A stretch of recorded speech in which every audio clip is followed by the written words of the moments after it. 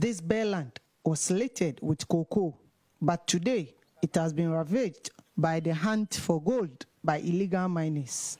Several cocoa farms in the Kunsu traditional area have suffered the same fate. Akwesi Fodio has been growing cocoa for the past 20 years. Proceeds from the cash crop has been his main source of income until now. The father of 6 has leased part of his farmland to Galamsey operators. You see this piece of land, I took over about 300 million from it, just 2 months. I built my own 2 rooms at Wadi Makasi, but I worked 20 years without buying even a single plot. Now I have my own premises. So I rely myself on the gold more than cocoa. He appears unperturbed, cutting down his cocoa trees. Government can never stop Galamsey in this Ghana at all. I have the gold, I have plenty money in my pocket, so I don't mind cocoa. Look, I'm now cutting it off, you see? It is my own bonafide property, nobody can stop me to stop cutting my own cocoa tree. Are you planting for me? Planting for you, food and job, am I involved? The 62-year-old is among many farmers who have sold their cocoa farms to these miners. Illegal mining continues to thrive in some cocoa growing areas due to what many consider to be lack of enforcement. Here at Kunsu, it is common to see these miners digging and scavenging for gold when you walk through several cocoa farms. Between 2019 and 2020, around 19,000 to 20,000 hectares of cocoa farms across the country were destroyed by illegal miners, according to a recent Cocoa Board report. Gold miners targeted major cocoa growing towns in Ashanti, Eastern, Western, and Western North regions.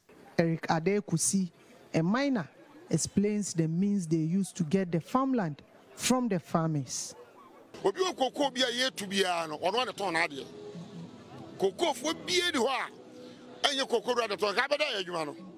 Every cocoa farm we work on is being sold by the owner. We don't use force to take anyone's farmland. We just do everything possible to convince the owner to sell the farmland by giving him more money if we realize there is gold there. We sometimes go the extra mile to get the land by diverting a water body to destroy the farm. This is 1 acre, 10,000. Let's make a amount. 1 acre, 50,000. Now we have brown over now. Now we to be still our 1 year. Yet you go to your so then swim before cocoa. Never cocoa you. Now the baby, about the choker, a baker can walk around. What do you mean not here for more? The bears over this cat right day. What the name? According to the International Cocoa Organization's April Cocoa Market Report, the 2021-2022 cocoa season is heading towards a world deficit of approximately 181,000 tons, mainly due to a shortfall in the Ghanaian production.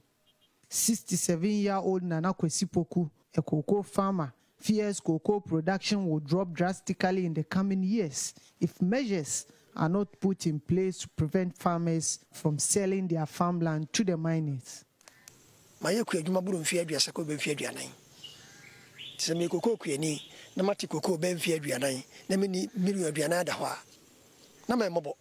I have done cocoa farm for close to 40 years, but I can't boast of having 4,000 cedis. So if someone offers 50,000 Ghana cedis to take over the farm, why shouldn't I give it to the person? If government does not re-strategize and put in place measures to make the farming lucrative, cocoa production will decline drastically in the coming years.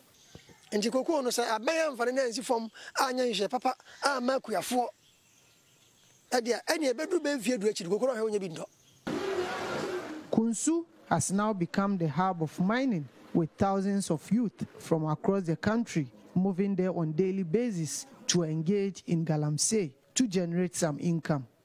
Already, cocoa output dropped 34% in the first 6 months of the season compared with the same period last year, according to a report by Cocoa Board. This means Ghana risks losing proceeds from its main cash crop and chief agriculture exports if Galamsey activities linger on. The sad reality is that cocoa cannot compete with gold in this area. Ibrahim Abubakar, TV3 News, Kunsu, Ashanti region. Very thought-provoking story there by Ibrahim Abubakar. I certainly hope government is watching. The right action must be taken. Away from that, though, at least 8 people have died in 3 separate domestic fire incidents in the Ashanti region within the last 1 month. The Ghana National Fire Service observed these lives could have been saved but for the burglar-proof windows that trapped the victims. Ibrahim Abubakar recalls the unfortunate incidents and steps the National Fire Service is taking to prevent such avoidable deaths.